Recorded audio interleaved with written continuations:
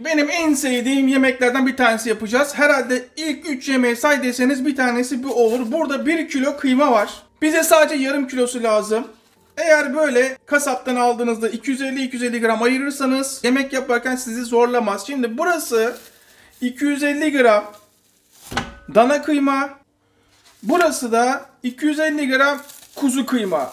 Bu tarifte yarı yarıya kıyma kullanmalıyız ama isteyen tamamını kuzu veyahut da danadan yapabilir. Kasapta mübarek öyle bir sarmış ki doktora gitseniz kafanız arası sizi böyle bandaj yapmaz. Yarım kilo kuzu dana karışık kıyma. Bu hemen dolaba. Bugüne kadar yediğiniz en iyi tariflerden bir tanesi. Pirinç 1, 2, 3, dolu dolu 4 yemek kaşığı. Daha önce bunun ev versiyonu yapmıştık. Şu anda restoran versiyonu, lokanta versiyonunu yapıyoruz. 1 çay bardağı sıcak su. 1 çay bardağı oda sıcaklığında su. Hemen pirincin üstüne şöyle bir bakalım, elimizi sokabiliyoruz. Yani ılık bir su elde ediyoruz ve 15 dakika boyunca suyun içinde bekletiyoruz.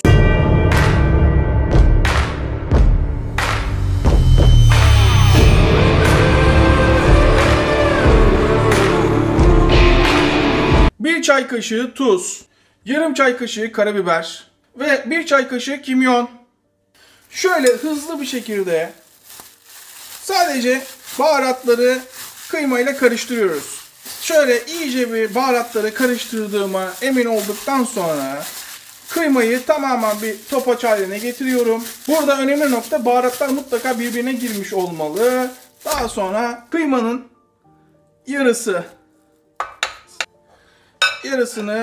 hemen şöyle bir kaba alıyorum ve diğer kalan yarıyı 15-20 dakika pirinç dinlenene kadar kıymayı dolapta dinlendirmeye alıyorum. Kıvam bulsun.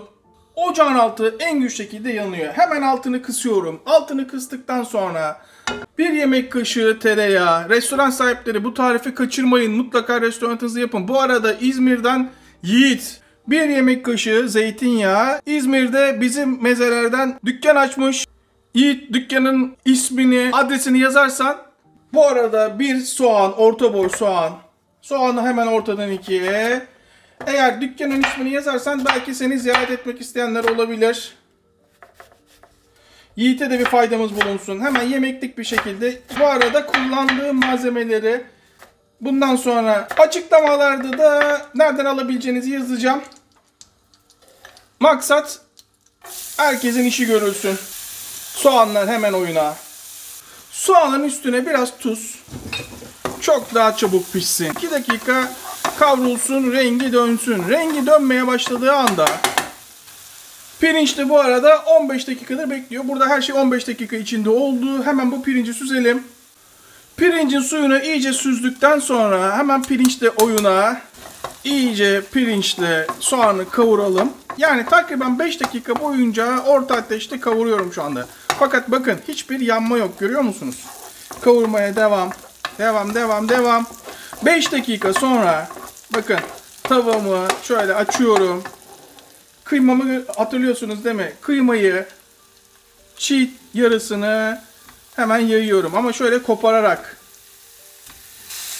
Devam. İlk başta yan tarafta kavurmaya devam ediyorum ezerek. Kıymanın rengi dönmeye başladığı anda hemen pirinçle birlikte kıymayı karıştırıyorum. Karıştır. Eski ustaların yaptığı şekilde yapıyoruz ya Koray, biz daha önce böyle görmemiştik. Kıymanın şöyle renginin döndüğüne inandığım anda yine bir çay bardağı, 1 çay bardağı su. Hemen oyna.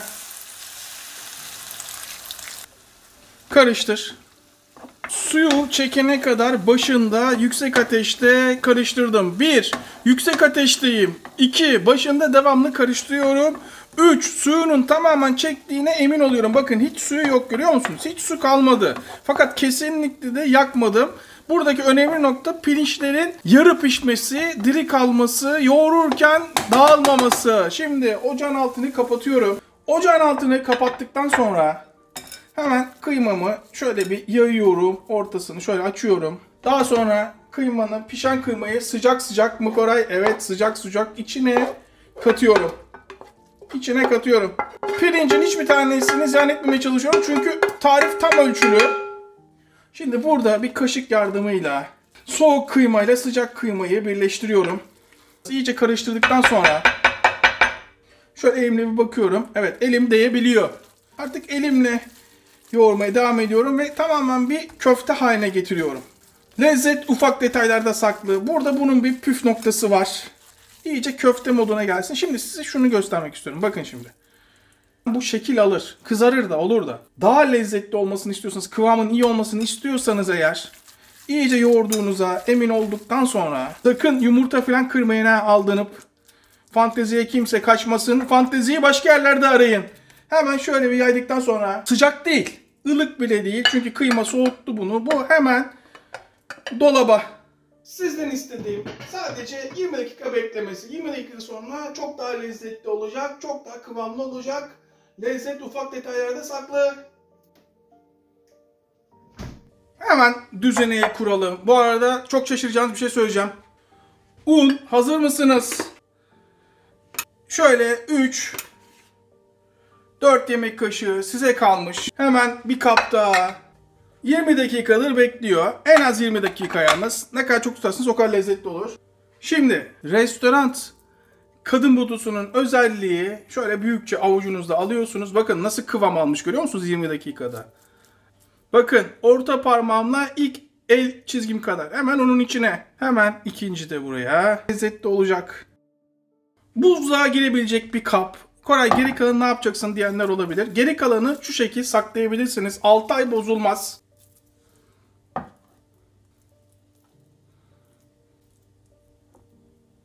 Eğer ki ikinci kat olsaydı mutlaka üstüne streç atın. Yoksa çıkartamazsınız buzluktan. Hemen şöyle bir kapatıyorum. Kapattıktan sonra bu buzlukta 6 ay bozulmadan bekleyebilir. Çıkartıp direkt kızartabilirsiniz. Açılmasını beklemeden. 2 yumurta.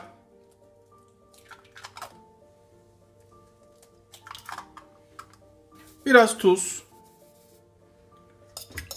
Bu arada saat gece 3, vampir gibi adamız. Bir vampir bizi ısırsa da kendimize gelsek. Ölüm yok, kaygı yok. Oh, geceleri çık avlan. 300 bin kişi olduk. Belki vampir tanıyan yoktur ama vampir gibi birisi var hayatımızda. Kim? Ali Koç. Bu arada ocağın altı en güçlü şekilde yanıyor. Dikkat, burası çok önemli. Mutlaka en güçlü değil, orta ateşte. Bakın burası çok önemli. Orta ateşte. Orta ateş. Orta ateşte sıvı yağ ısıtacağız. Yüksek ısıtırsanız yanar. Çok fazla yağa ihtiyaç yok. Çok fazla derken ağzına kadar doldurmanıza gerek yok demek istedim. Şimdi burada hemen yağ ısınırken tamamen unla, hatta şekil de verebilirsiniz. Şöyle bir ununu dağıtırken şeklinizi devam edebilirsiniz. Yumurtalıyorum. Fazla akıtmadan yağın içine. Saçaklı olmasını istiyorum. Yapılamayan saçağın püf noktası bu. Fazla akıtmadan hemen oyunun içine.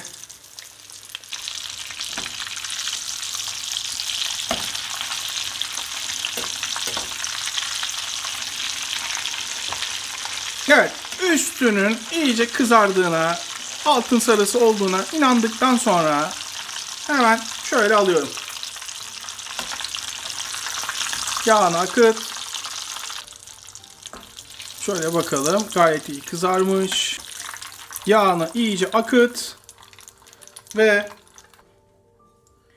nasıl görüntü? Yani 5 yıldızlı restoranda gitseniz bundan iyi olmaz. İş sahipleri gönül rahatlığıyla bunu yapıp iş yerlerinde satabilir. İster soğuk ister sıcak servis yapabilir. Tamamen size kalmış.